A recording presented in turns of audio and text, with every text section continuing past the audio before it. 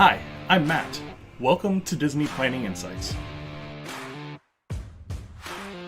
Through creative content and live shows, we explain the hidden details of the Disney experience so that our clients can execute memorable adventures. Together with Princesses and the Mouse Disney Travel, we have helped hundreds of clients plan, book, and prepare for magical Disney vacations. Let our experience help you avoid common planning mistakes and maximize the enjoyment on your next Disney trip.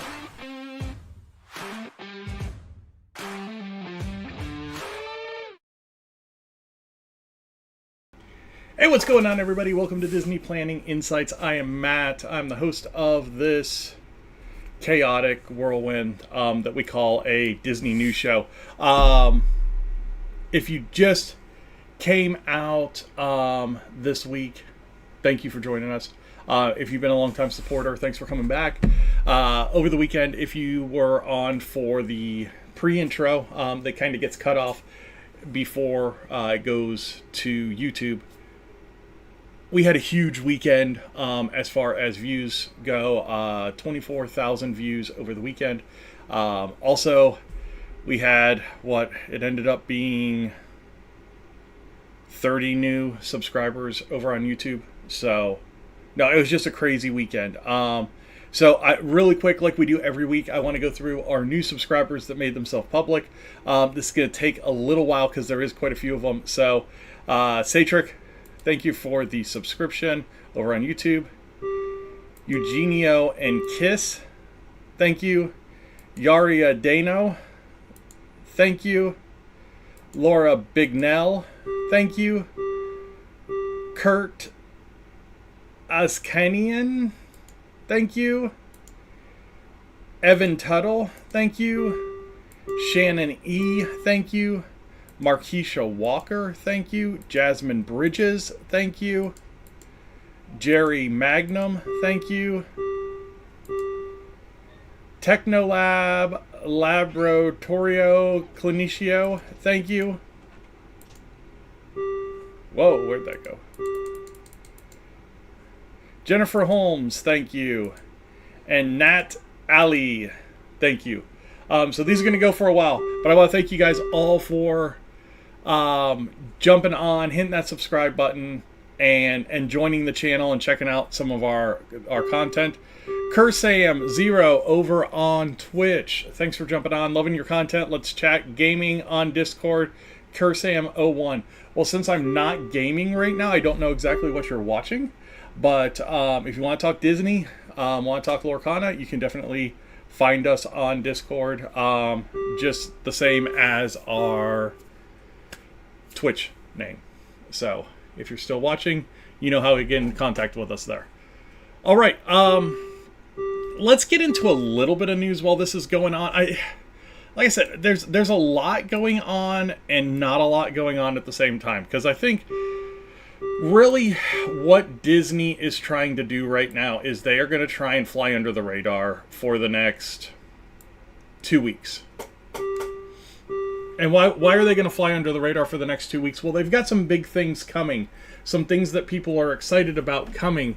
And they're going to wait for those things to get up and going before they really make any other big news. I mean, the big news over the weekend was Abir Parikh.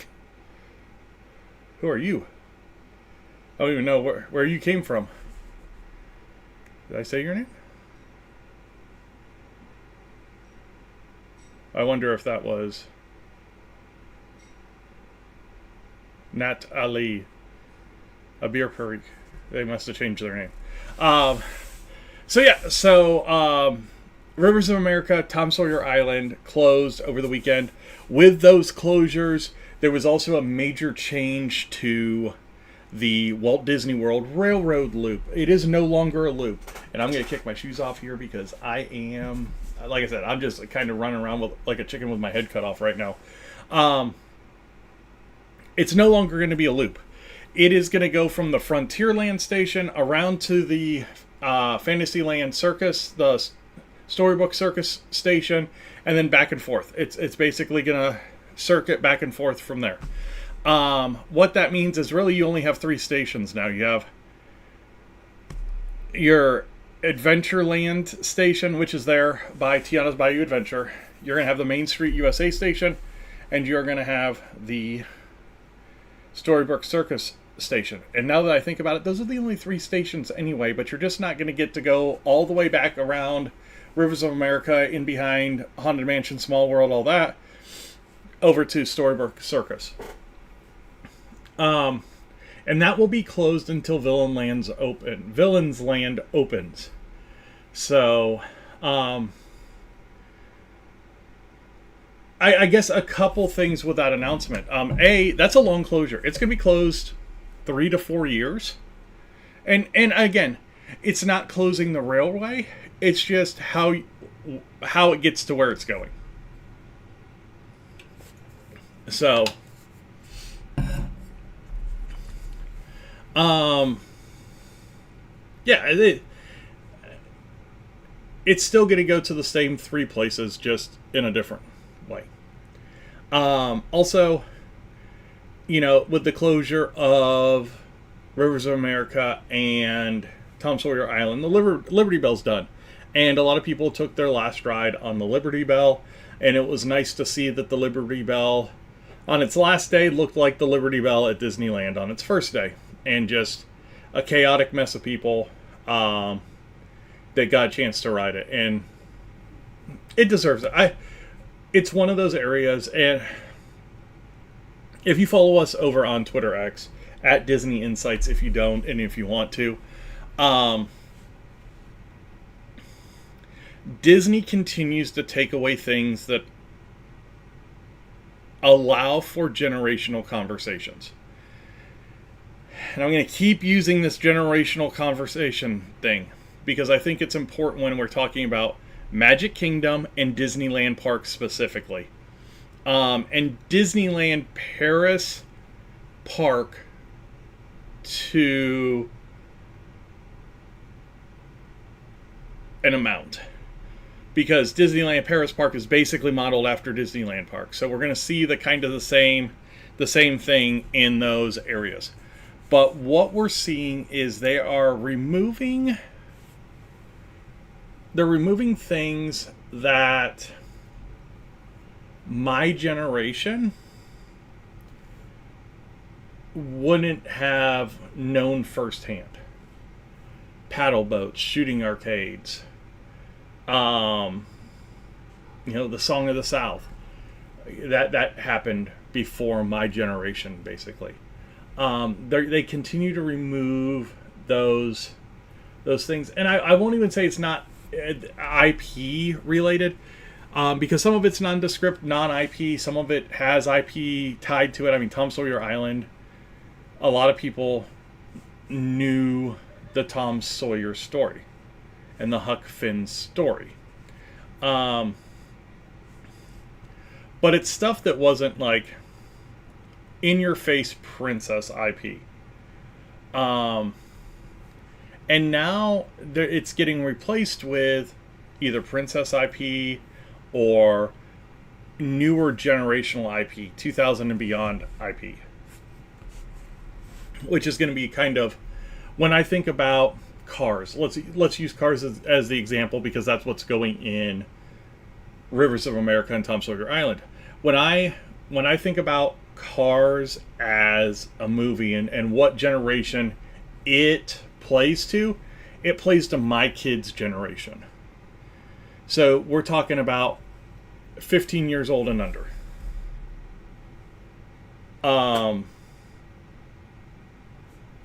So when you're building a Cars ride, what are you doing? You're probably targeting that 8, 9, 10-year-old.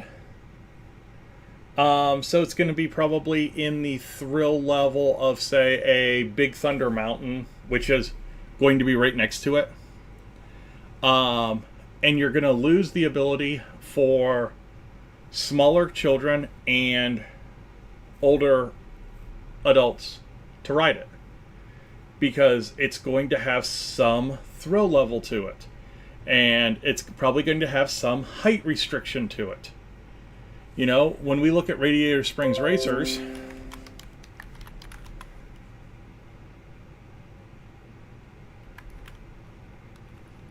Radiator Springs. Come on. Racers. There. Let's check this out. Disneyland Resort. I just want to see. It's a 40-inch ride. Okay. I feel like this is going to be kind of... It's not going to be the same ride by any means. But I feel like it's going to be in that same type of rider focus. Like I said, that 8, 9, 10-year-old. Maybe it's one of their first major thrill rides for them. And like I said, I think you start chopping off the ends of the age range when you put thrill and height range as factors in a ride. Now, they keep talking about a secondary ride there. I really think they're missing the boat if they don't put some sort of replacement of Tomorrowland Speedway over on the other side of the park. Make it like a Tin Lizzy ride. You know, you've got the West, you've got the gold mines. If you make it old enough cars, you've got a little bit of connection between kind of the timeline of Frontierland and Big Thunder Mountain and Tiana's Bayou Adventure into the Cars Land if you keep the model of the Tin Lizzy older. And then it really kind of tees you up for that ability to get rid of Tomorrowland Speedway and really put a lot of effort into Tomorrowland after Villains Land. Because I really think Tomorrowland's the next project. I keep talking about it. The more and more I think about it, the more it makes sense. You get a refurb done on Space Ranger Spin before it happens. You make sure that Astro Orbiter's ready to go before it happens. And now all of the entrances, except for Tomorrowland Speedway, are all off of that main corridor. You can get to everything from Tron to Laugh Floor, which will be closed because they're going to turn that into something else, because Laugh Floor is going to Monsters, Inc. and Hollywood Studios. So you've got this ability to do a good refurb in Tomorrowland, especially as you get left of kind of the Astro Orbiter into that Tomorrowland Speedway ride, Tomorrowland Speedway and Anti-Gravities and the gift shop that's over there. So really what you're looking at is you're probably seeing the refurb. I would love to see, like they're doing in Tokyo, a teardown and rebuild of Space Mountain, a new ride in the Laugh Floor building, a new show in the Alien Encounter building, and a new ride or rides on the Platte where Tomorrowland Speedway is. So you have the ability of 5 new rides in that area if it's done well. And that could really change that park. You know, I think that changes the park more than adding 2 Cars rides and a Villains Land does. If you redo Tomorrowland in a substantial way that makes sense. But we've got that going on. Now, a couple things that we do have coming. We've got Test Track reopening. That's coming soon. We've got the Dreamlight Parade at Magic Kingdom coming. That's going to be happening this month. So, you know, you've got a couple things coming to Walt Disney World. But it's not like... It's hard to compare. Because, in all reality, when you think about what is lost, really, you had a ride, you had a walk-through attraction, you had a show in Muppets 3D, you have I mean, Whirlwind was already done, or Dinorama was already done. Dinosaur will be done at the end of the year. So there's a second ride. So 2 rides, a walkthrough attraction, a show, a restaurant, 2 restaurants that are going down for 1, 2, 3, 4, 5, 6 rides and at least 2 restaurants. So, I mean, comparatively, it sounds like, oh, you're going to get a ton more out of this. I don't think you are, and that's where I feel like the capacity is different from a ride to a walkthrough attraction, from a ride to the Liberty Bell. Now, granted, is the Cars ride going to be popular? It will be, and it's going to suck people to that side of the park. Is the Monsters Inc. Doors roller coaster ride going to be popular? It will be. Is the Encanto ride going to be popular? Indiana Jones ride going to be popular? Yeah, they're going to be popular. And they're going to suck people to those areas, but they're also going to introduce new people to the park and more people to the park. And I think that's where you're going to run into the problem. The problem isn't where they're going. It's when they get to that ride and see it's a 120-minute wait, where are they going from there? And they're going to filter back into the rest of the park, and they're going to make every other ride in that park a longer wait to get on.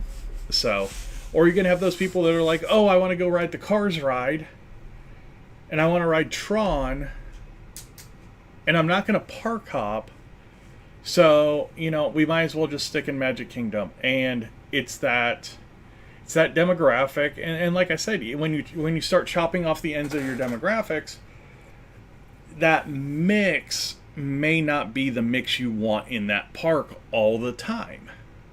Magic Kingdom, I've always felt, was like the quintessential family park in the world. It had rides for all ages that all ages could do together. And the more you take that away, the more you're going to hurt that park.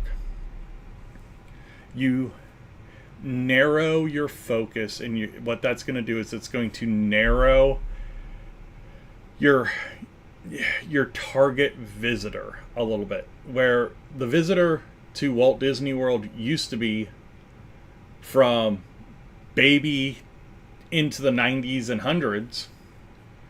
Now I think you're really starting to see, okay, Magic Kingdom is losing some of that joy factor and it's not that they've taken anything away. They aren't taking things away from the older generation. Liberty Bell, yeah, but again, until 2 months ago, who was riding the Liberty Bell? Liberty Bell used to have an ice cream social on it that was so poorly attended that they didn't bring it back.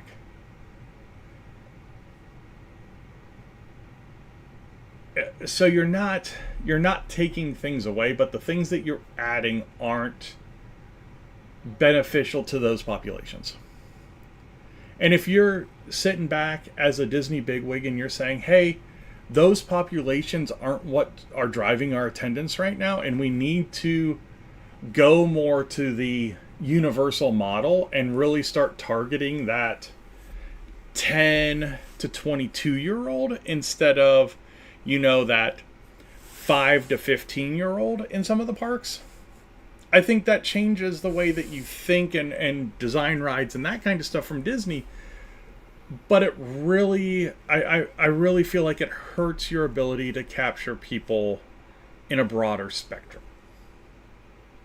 And I think that's where Disney, in the end, I think that's where Disney's going to get hurt the most, is that inability to be able to throw a net out to the widest possible population and pull people from it. Because as money gets tight, a lot of times, it's those two younger generations that struggle.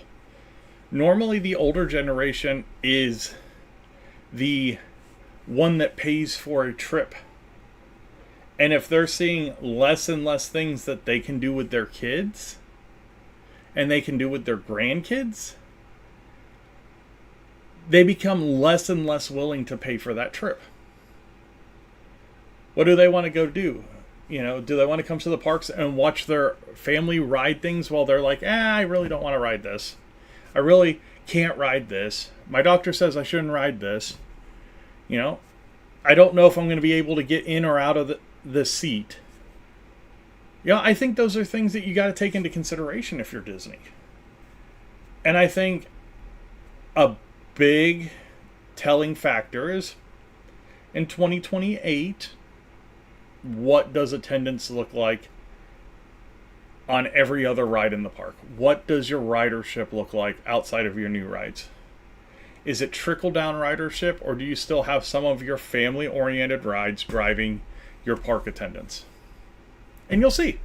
I mean, that's going to be one of the biggest telling factors. So they'll figure it out. I mean, they're smart. There's a reason that they make a ton of money doing what they do. I just feel like it's almost like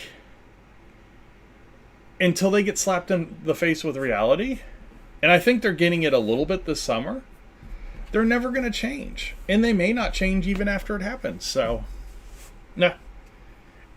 So we'll see. All right, let's get into a little bit of the news. I know that I went off on a little bit of a tangent there. And a lot of it was because it kind of is what it is. I mean, that's a lot of where the news is.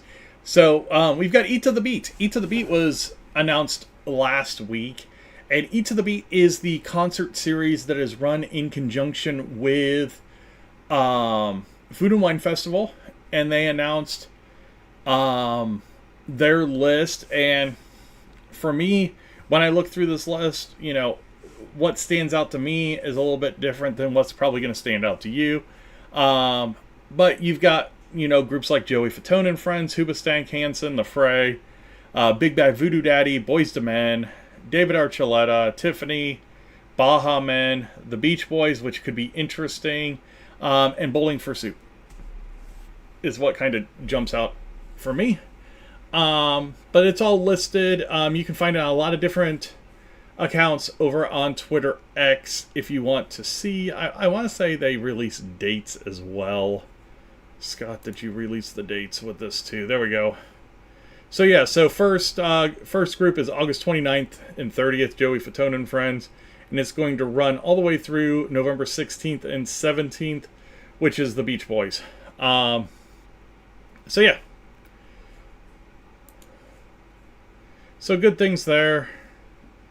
Good things there. I've reposted a lot of stuff. Let's see. I probably talked about this a little bit last week. Test Track will be available using Lightning Lane Multipass. Test Track will be a Tier 1 attraction during pre-planning, along with Frozen Ever After and Remy's Ratatouille Adventure. Soarin' will move to second tier. After reading that, I know I talked about that last week. If you want to see a cool post on why hamsters will never be able to survive on their own in the wild, you can check out my Twitter X page for that. Lots of stuff from Lorcana Worlds as a lot of the players release their deck lists and some of their sealed pools, which was kind of neat to see, kind of the card pool that they were given to build their sealed decks for the first few rounds. Disney announces Tiana's Joyful Celebration, a traveling exhibit that extends Tiana's story to a fully immersive museum experience. This is kind of cool. The exhibition will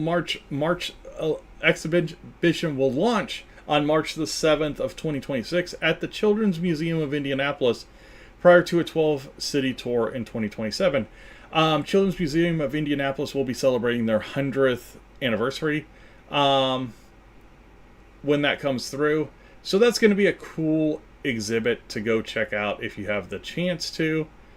Man, I did a lot of talking with people this week. It looks like Lorcana might have released Whispers in the Well artwork. When did they do this? Over the weekend, I thought. No, yesterday. Which would have been over the weekend, because yesterday was Sunday. But, yeah, it's cool. It's got Mickey in kind of a top hat with a light on it. And their Ariel is there.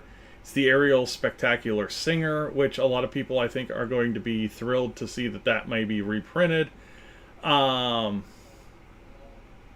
yeah, I think there's a lot of good with Lorcana. As we get closer to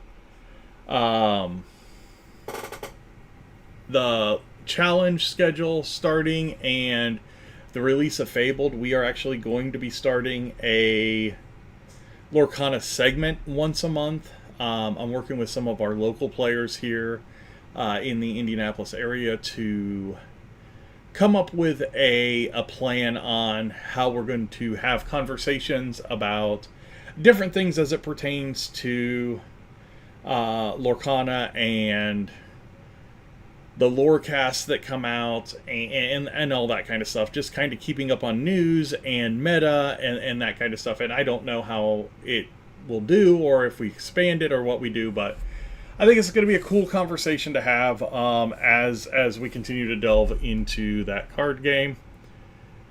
Last verse coming to It's a Small World at Magic Kingdom on July 17th. So Richard Sherman wrote a final verse for It's a Small World, and it will debut in the finale scenes at both Disneyland and Walt Disney World attractions beginning on July 17th, which is really cool. That is the white, like, New World Order section of It's a Small World, if you know what I'm talking about. Yeah, so that's going to be kind of cool. It's neat to see that they continue to utilize, you know, their music and their contributions to the Disney catalog. If you were in the park today and got a map, you would have noticed that Rivers of America and Tom Sawyer Island are now just completely deleted off the map. It's just a big green area now. But oddly enough, they left the boat launch for the Liberty Bell on the map, which I thought was a weird thing.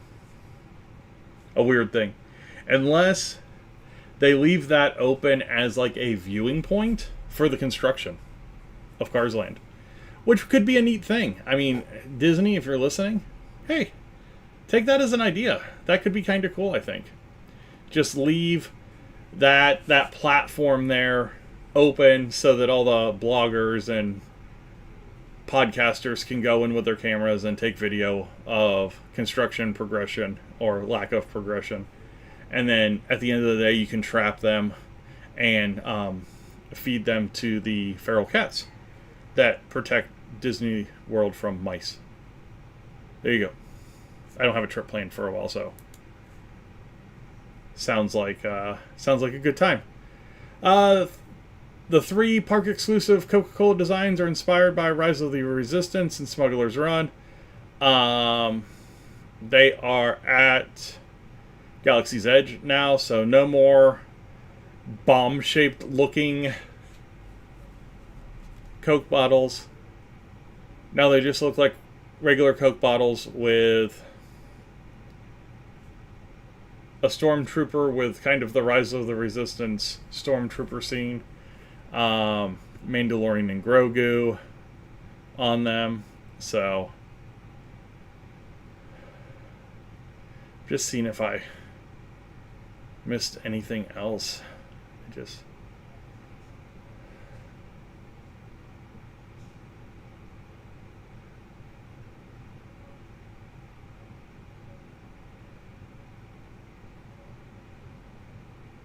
Indiana Jones. The Temple of the Forbidden Eye has a single rider line again. Ducks. Yeah, there's just... Like I said, I really feel like... Oh, Chewbacca's the other Coca-Cola. And it's going to look like in the cockpit of Smuggler's Run. Cool. Nice. I like it. I don't know.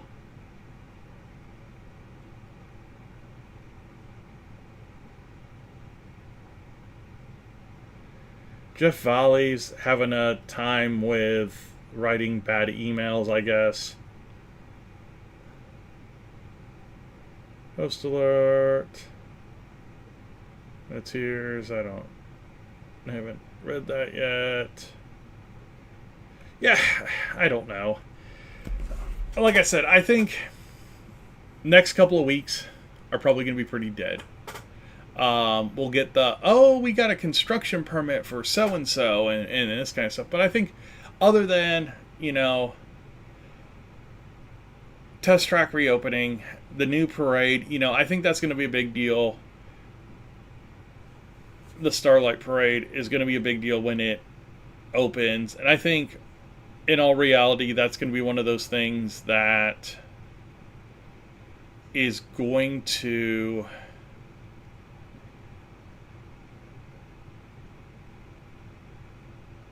shift attention enough and shift the focus enough to where Disney can make some changes without people being like, I saw you made a change.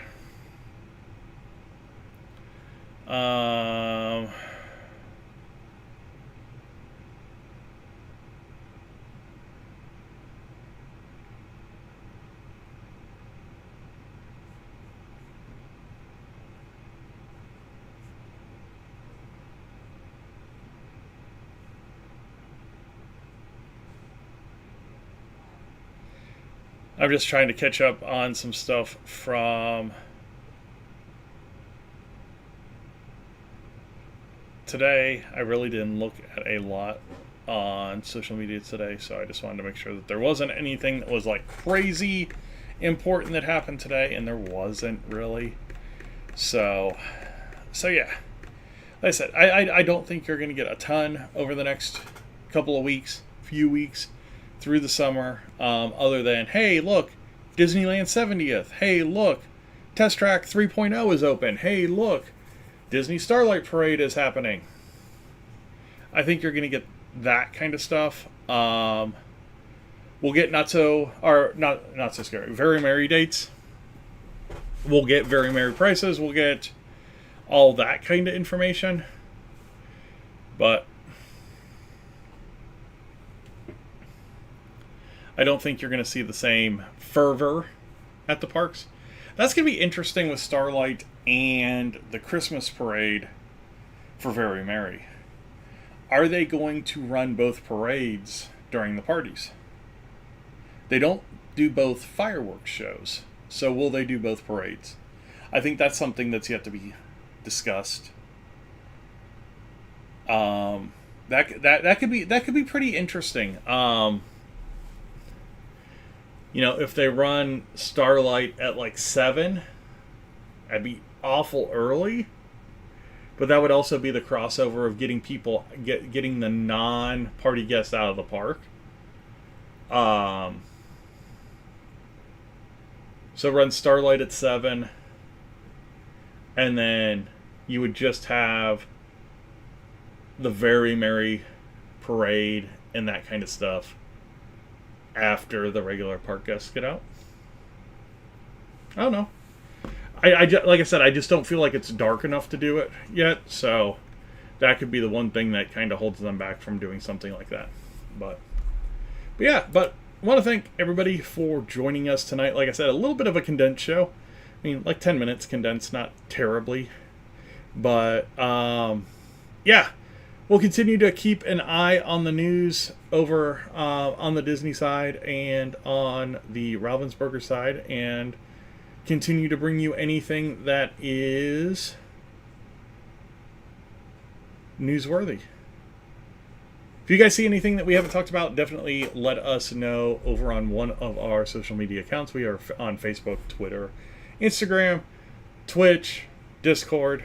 You can find us basically everywhere except for TikTok. So definitely want to check that out. And if we don't have anything that we're like, hey, we need to jump on, immediately for, we'll see you next Monday. So thanks for joining us tonight. You guys all have a wonderful week. Stay cool. And we'll talk to you later. Bye now.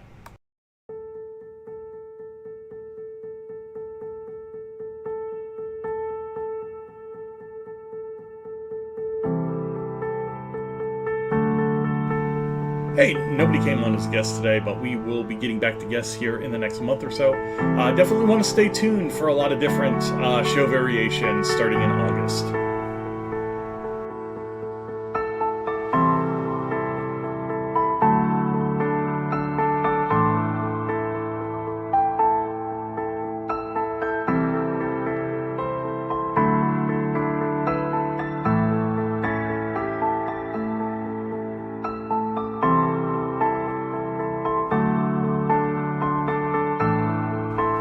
If you're looking for us on social media, you can find us in a lot of different places. The easiest is going to be over on Facebook at DPI Podcast for the show page. If you're on Twitter X, you can find us at Disney Insights. Over on Twitch, it's Matt_DPI. Same on Discord, so you can find us just about everywhere.